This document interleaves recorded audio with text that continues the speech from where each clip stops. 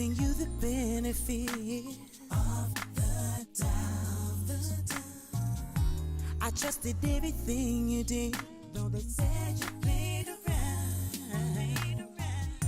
And now you throw the love I gave you back in my face.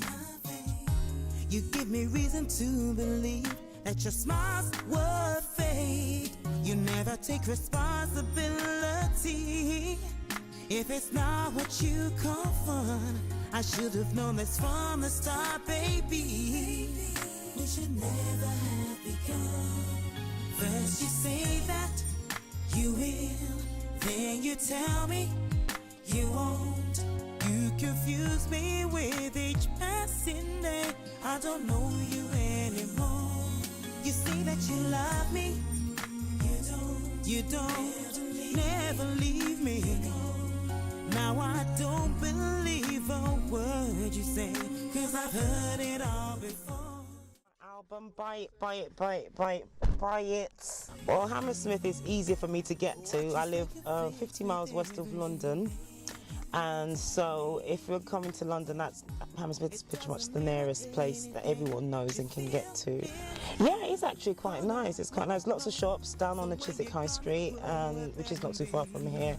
Nice restaurants and great shopping to do. So I love Hammersmith. Yeah, I tend to keep my hairstyles as simple but as glamorous as possible. I have to find a balance between what looks great and what's easy to maintain, and I always tend to come out looking okay.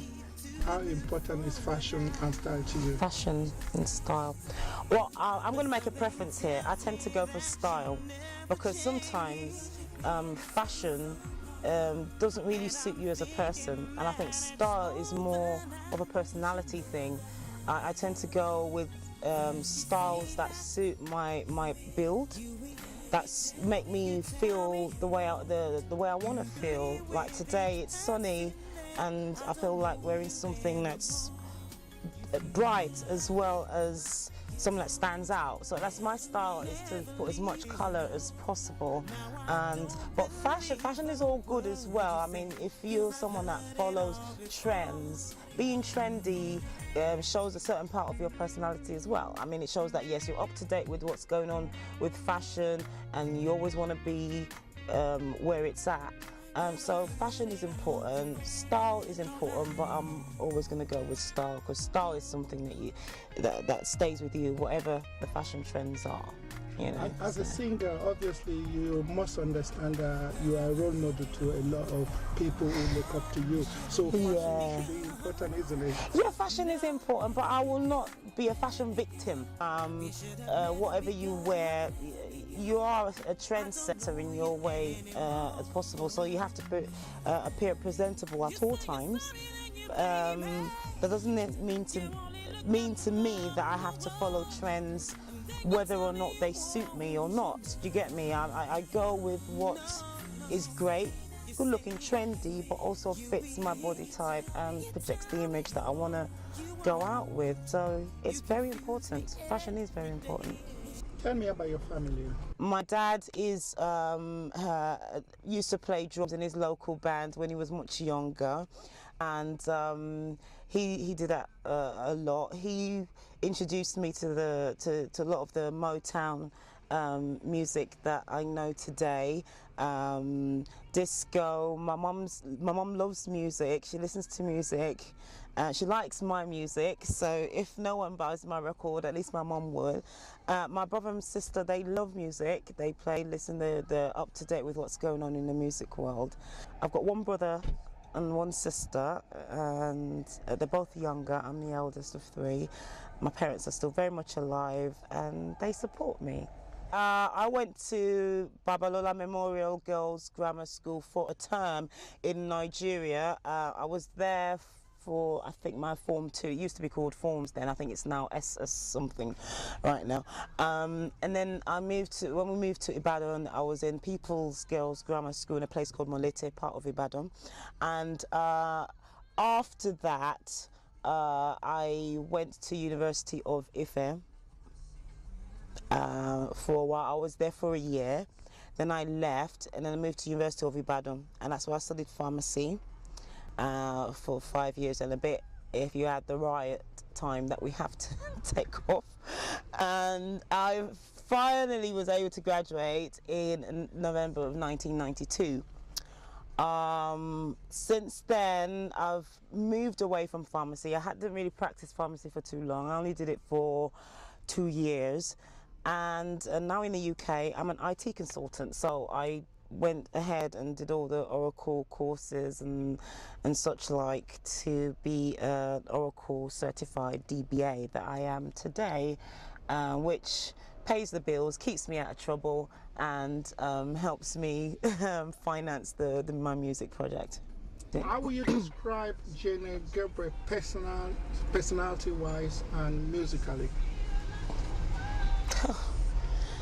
How do I describe myself personality-wise? Well, basically, I rock, actually. I mean, I'll say that about myself. I'm fun to be with.